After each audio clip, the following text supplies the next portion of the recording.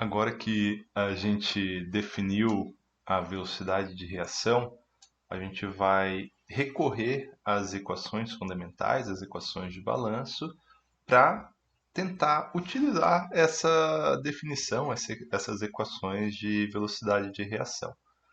Então, eu acho que vocês se lembram muito bem, né? É algo que a gente acaba usando muitas vezes aqui no curso, mas como sempre, vamos fazer uma pequena revisão do que são as relações fundamentais. As relações fundamentais, elas são quase uma contabilidade de uma propriedade acontecendo no interior de um sistema, né? Então, são as equações de balanço, são equações que a gente deduz de forma matemática. A gente não precisa de observações experimentais para deduzir elas, são deduzidas de forma exclusivamente matemática e elas têm aplicações ilimitadas porque elas não vêm de observações experimentais. Observações experimentais sempre são válidas na faixa de observação, certo? Então é basicamente uma equação de balanço é basicamente uma equação de contabilidade de uma propriedade. A gente pode fazer com temperatura, com dinheiro, com massa, com propriedade química, com micro-organismo. E é algo bem simples, né? Ela tem três termos ali, às vezes dá para usar como quatro, que é a variação de uma propriedade num sistema num determinado intervalo de tempo, é igual ao quanto que entra daquela propriedade, menos o que sai, mais o que é gerado no interior do sistema. Então, aquela coisa aquela analogia bem utilizada, né, bem comum, você pode fazer o balanço da sua conta bancária. Qual que é o sistema? Bom, o sistema é a sua conta bancária. Vamos chamar aqui de conta bancária. Tudo importa, tudo está em torno do que você define como sistema. Então, a sua variação de dinheiro com o tempo dentro da sua conta bancária é igual ao tanto de dinheiro que entrou na sua conta bancária, o tanto de dinheiro que saiu da sua conta bancária num determinado tempo, né? A gente pode fazer esse balanço em um mês, por exemplo. A diferença do dinheiro para uma reação química é que o dinheiro ele entra de forma discreta em pacotes, de forma discretizada. A palavra discretizada quer dizer que não é contínuo. Já uma reação química, ao contrário, ela é contínua. Muda um pouco o balanço, né? A gente não tem como derivar muito, a gente teria que utilizar outras técnicas para fazer essa derivação, né? Mas para uma propriedade contínua, a gente expressa a variação com o tempo como uma derivada, variação do dinheiro com o tempo. Então, o tanto de dinheiro, como que entra dinheiro na sua conta? Pode entrar como um salário, pode entrar como alguma outra coisa externa que te rende alguma coisa, certo? Então, tudo isso são as entradas dentro da sua conta bancária. Aí, cada saque que você faz, cada água que você paga, cada luz que você paga, cada boleto que você paga, é uma saída. E dentro da conta bancária, esse teu dinheiro acumulado, ele pode estar acumulado de forma positiva e pode estar gerando alguma taxa de interesse, algum juro, né? Sei lá, você pode dentro da sua conta bancária deixar aplicado na poupança. Não é uma ótima aplicação, mas é melhor do que nada. Você pode deixar no Nubank ali, o Nubank simplesmente por deixar parado lá tem um rendimento de 100% do CDI. Beleza, pode ser interessante. Você pode fazer uma aplicação dentro da sua conta bancária em ações. E dentro da sua conta bancária, então existe o termo de geração ou de destruição interna. Então eu falei aqui só de geração, né? Você pode ter gerações internas de dinheiro no seu sistema, como você pode ter destruição de dinheiro no seu sistema. Então, o simples fato de você ter uma conta bancária pode ter o custo da conta bancária, que vai destruir seu dinheiro dentro do seu sistema. Você pode, por algum motivo, ter usado mais do que deveria e está em dívida e está sendo cobrado juro por isso. Então tem destruição de dinheiro no interior do seu sistema, certo? Então uma equação de balanço é a variação da propriedade é igual a o fluxo daquela propriedade para o interior do sistema. Lembrando, sempre a gente está falando isso em relação a um sistema. Menos o que sai de dentro do sistema, né, o fluxo daquela propriedade para fora do sistema, e o que é gerado ou destruído dentro do sistema, que geralmente isso aqui é colocado num termo só de geração, e se a geração é negativa, a gente já sabe que automaticamente é destruição. Aqui também daria para agrupar, né? Uma saída negativa é uma entrada, e uma entrada negativa é uma saída, mas assim a equação ela é utilizada dessa forma normalmente. Então essa é a nossa equação genérica de um balanço, que serve para qualquer coisa. Serve para dinheiro, serve para massa, serve para moléculas, serve para espécies químicas, serve para micro-organismos. Tudo bem? Então, eu sempre começo falando do balanço de massa, porque a massa ela tem uma propriedade bem própria dela, que normalmente ela não pode ser destruída. Então, se a gente for fazer um balanço de massa total, massa de uma espécie química pode ser destruída, mas um balanço de massa total. Se pegar um tanque, vamos fazer o balanço de massa do tanque. O balanço de massa do tanque não pode ter geração nem destruição de massa, tudo bem? Então, se a gente pegar o balanço de massa do tanque, a gente vai falar, bom, o que é o nosso sistema? Nosso sistema pode ser um tanque, certo? Um tanque, uma caixa d'água, por exemplo, pode ser o nosso sistema. Então, o acúmulo no interior do tanque é igual ao tanto de massa que entra no tanque. Então, se for uma caixa d'água, a gente está enchendo uma caixa d'água.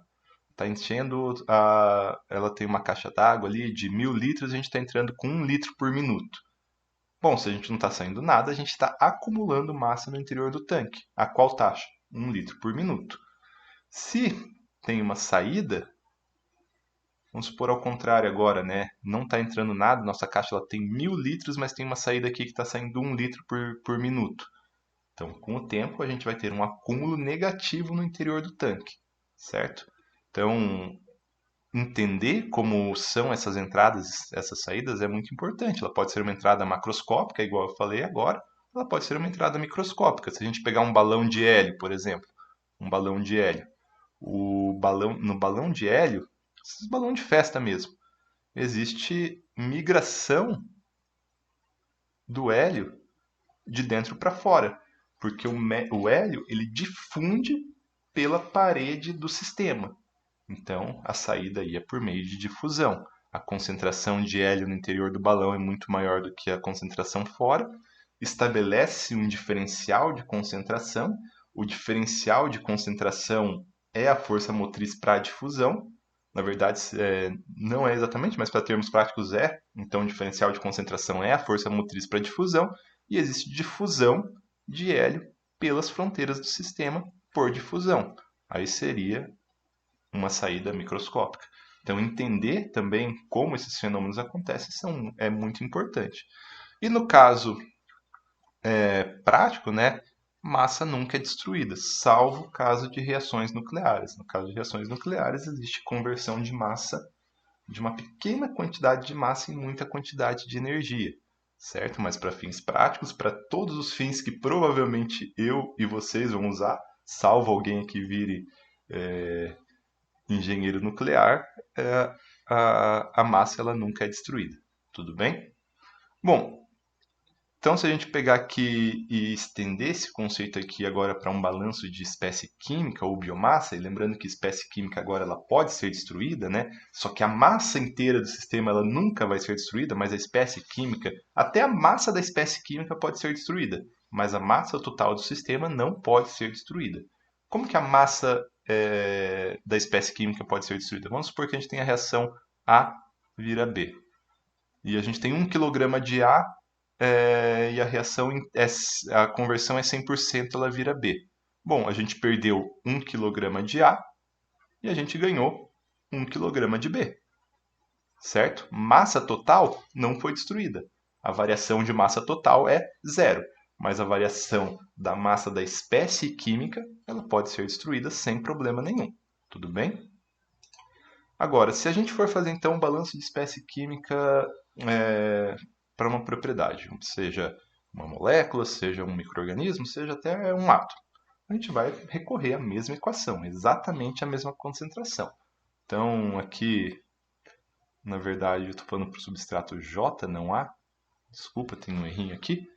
Então, o acúmulo da espécie química J no interior do sistema é igual à soma das massas, ou dos mols, ou da quantidade de micro-organismo, depende do que é, que entra no sistema num determinado tempo. Então aqui, ó, o acúmulo de J num determinado tempo é a soma de tudo que entra num determinado tempo, menos a soma de tudo que sai num determinado tempo, mais a soma de tudo que é gerado ou consumido num determinado tempo. Bom, vamos pegar aqui um bioreator de exemplo. Então a gente tem nosso bioreator aqui, a gente tem uma corrente de entrada, uma vazão, um fluxo de entrada da espécie química J em mols por segundo entrando nesse bioreator.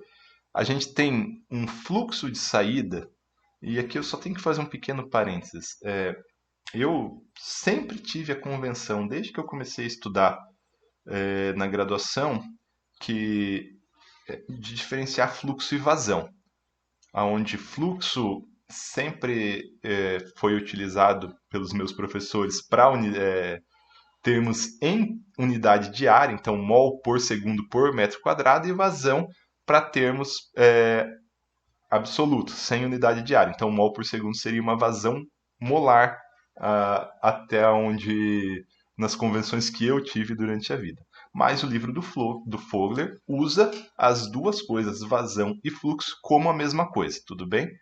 Então eu tentarei me manter na minha convenção, mas para os nossos termos práticos, nessa disciplina, vazão e fluxo é a mesma coisa. Quando eu estiver falando em fluxo, eu vou estar falando por unidade de área. Se eu estiver falando de vazão, eu vou estar falando não por unidade de área, tudo bem? Então, a gente tem uma vazão molar do componente J entrando no reator, a gente tem uma vazão molar do componente J saindo do reator. Tudo bem? E no interior do reator existe uma geração ou um consumo desse componente J. Se a gente for aplicar aqui a nossa equação de balanço, não muda nada, né? Acúmulo de J no interior do sistema é igual à soma das massas ou mols menos a soma das massas ou mols mais a geração. Tudo bem? Se a gente passar isso para termos mais matemáticos, a gente coloca aqui que a variação da quantidade de mols de J com o tempo é igual a vazão. Então, o que é mols de J, né? Mols de J, o que é NJ? É o tanto de mol que tem. O que é T? T é tempo. Por exemplo, então a gente pode ter a unidade mol por segundo, tudo bem? Aí, se a gente pegar a vazão molar para dentro do reator, a vazão molar, mol por segundo. A vazão molar de saída, mol por segundo. E a geração, mol por segundo. A gente lembre muito bem disso. A gente só pode. Igualdades são igualdades. Mol por segundo tem que ser igual a mol por segundo. Então, se desse lado da equação a gente tem mol por segundo, tem que estar igual a mol por segundo. Para a gente somar, a gente também não tem como somar 10 metros por segundo com 30 litros por hora. Não faz o menor sentido. Então, sempre que a gente soma ou subtrai, também tem que estar tudo na mesma unidade. Então, a variação aqui da quantidade de mols da espécie química J com o tempo é igual à vazão molar da espécie química J para o interior do reator, menos a vazão molar da espécie química J para fora do reator, mais o que é gerado ou destruído da espécie química J no interior do reator. Então, se a gente juntar todas essas equações aqui, a gente fica com a nossa equação de balanço bem simples. Variação da espécie química J com o tempo é igual ao que entra menos o que sai, mais o que é gerado ou consumido, caso esse termo for negativo. Tudo bem? Então tem aqui para vocês não se perderem aqui embaixo, a gente tem uma referência das unidades que a gente está utilizando e o que é cada um dos termos. E aqui tem um termo que a gente tem que falar, tem que dar um pouquinho mais de atenção, que é esse termo de geração aqui. Esse é o termo importante. Então, até se a gente fosse falar assim, em focos de estudo, a gente poderia falar que a disciplina de fenômenos de transporte, principalmente a disciplina de mecânica dos fluidos, principalmente a disciplina de transferência de massa, na verdade, ela foca o estudo nesses dois termos aqui. Como que é transferido a massa? A disciplina de reatores foca bastante nesse termo aqui. Como que aquela espécie química ela é gerada ou destruída? Claro que não tem como separar as duas. No estudo de transferência de massa, a gente usa esses termos aqui, mas não se preocupa como que eles acontecem. E na disciplina de reatores a gente usa esses termos aqui, mas também não se preocupa muito como eles acontecem. Hora ou outra a gente tem que se preocupar para um exercício ou outro que a gente resolve, mas em geral essa seria a grande diferença das duas disciplinas. Elas se complementam e elas têm focos distintos de estudo, certo? Então esse termo GJ aqui, né, geração da espécie química J, ela tem unidades de mol por tempo, mol por segundo, por exemplo. Só que aquele termo de velocidade de reação que a gente estudou na aula passada, quais que eram as unidades dele? Como que a gente definia a velocidade de reação? O que nos dava a lei de velocidade de reação?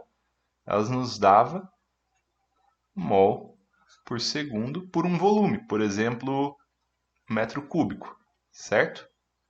RA.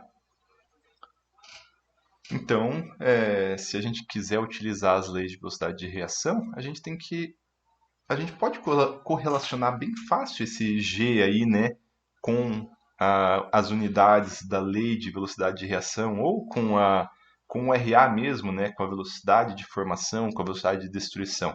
Como que a gente pode correlacionar o RA com o G? Pausa um pouquinho o vídeo e pensa rapidinho que é bem fácil.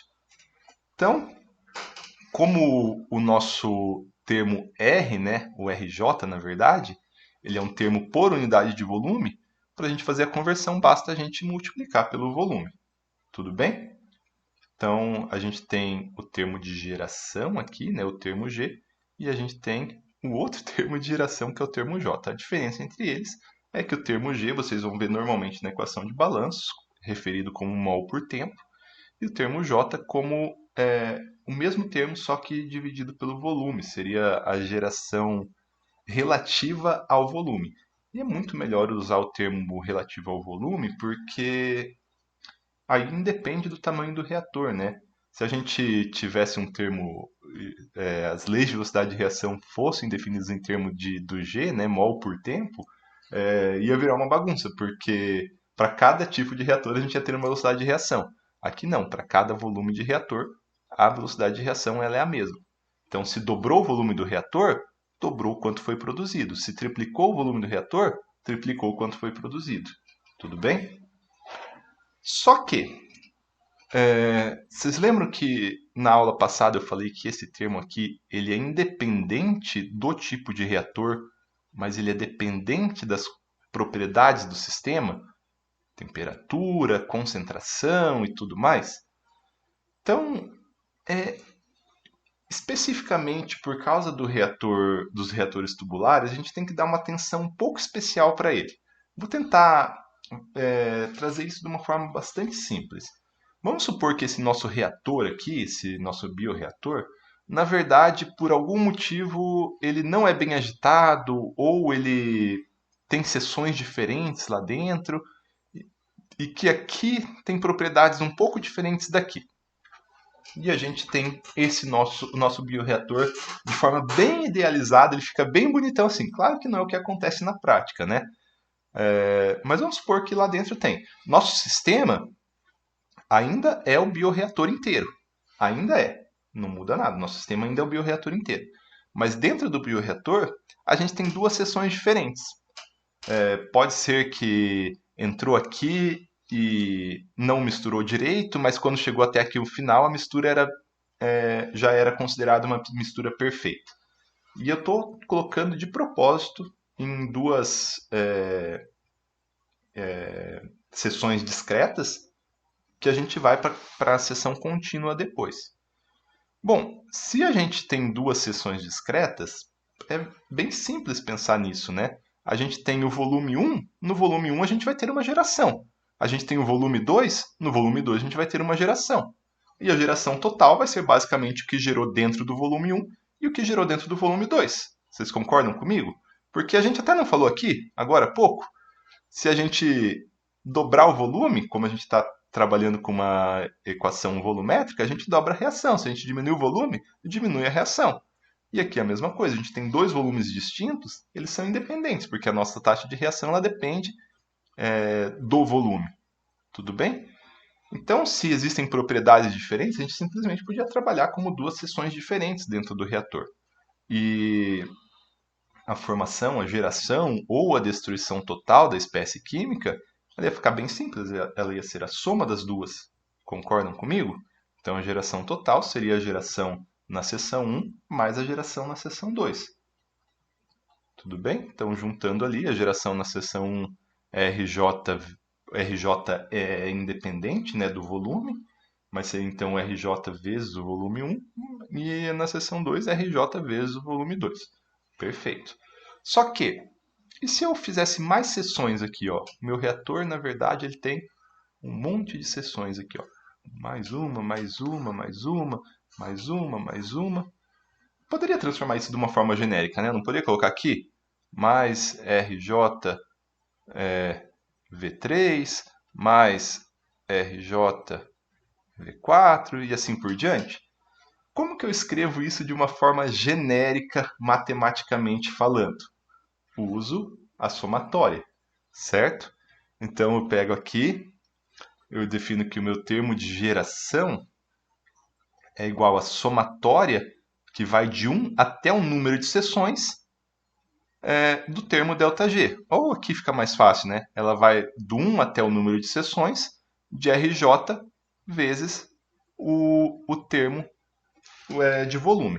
Então, se a gente tem 2, a gente vai ter RJ1 V1 mais RJ2 V2. Tem 3, a gente vai ter RJ1 V1, RJ2 V2, RJ3 V3 e assim por diante. Isso é uma somatória, tudo bem? Agora, beleza, enrolamos aqui, enrolamos, enrolamos, e onde que a gente quer chegar? Quando a gente pega um reator tubular, seja ele com recheio ou sem recheio, a concentração no reator tubular ela varia ponto a ponto.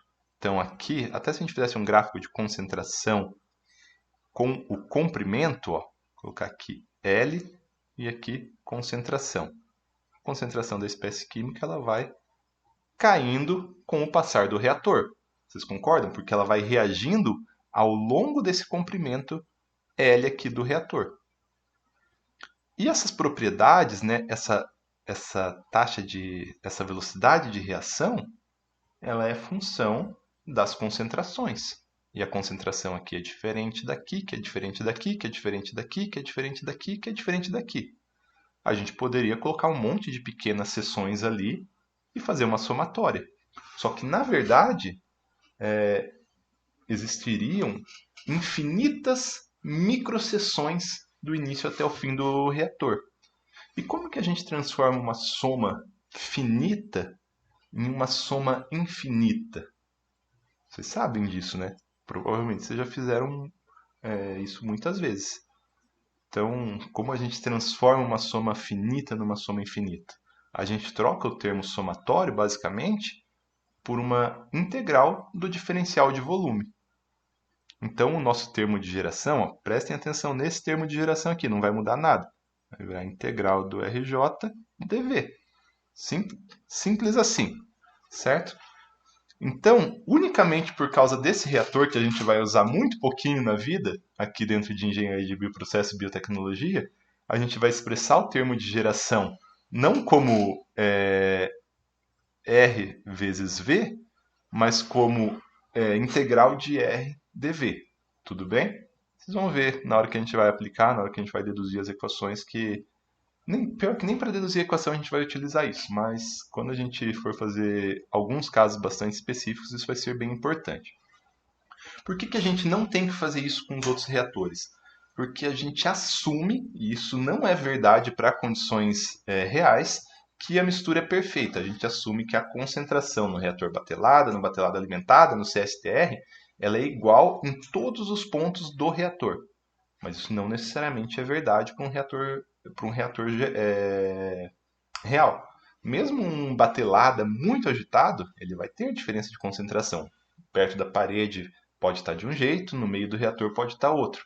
Ele pode ter chicanas, né? Pode ter algumas pazinhas dentro do reator, igual um liquidificador tem, que é para gerar turbulência, para não ficar estagnado. Se ele ficar só girando, girando, girando, uma hora tudo entra em equilíbrio e não está mais misturado. Ele está tudo girando ao mesmo tempo, mas para efeitos de concentração, né, existem gradientes de concentração. Então, eu geralmente coloco umas pás laterais na parede do reator para gerar turbulência. Mas mesmo assim, perto das pás laterais, na parede, pode gerar uma região de estagnação, onde tem diferença de concentração. Mas reatores ideais, o CSTR e o batelada, eles são considerados mistura perfeita. Então a gente não precisa, se a mistura é perfeita, o R para de depender do volume, ele sai da integral, e integral de dV vira V. Então simplesmente retorna a nossa condição inicial ali do começo, onde nossa equação de balanço, não tem nenhuma que a gente deixou bonitinho ainda. Mas então, voltando aqui, a nossa equação de balanço, trocando o G agora, a nossa geração é integral de 0 a V de RdV. Caso seja um reator homogêneo de agitação perfeita, isso aqui fica a taxa de geração vezes o volume simplesmente. Tudo bem? Bem simples assim. Que vai ser a maioria dos casos que a gente vai utilizar. Beleza, pessoal? Então, definimos nossa equação de projeto geral, nossa equação de balanço geral para um bioreator. Para um reator também, não precisa nem ser bioreator, né? Então, essa aqui é a nossa equação que a gente vai aplicar em cada tipo específico de reator a partir de agora.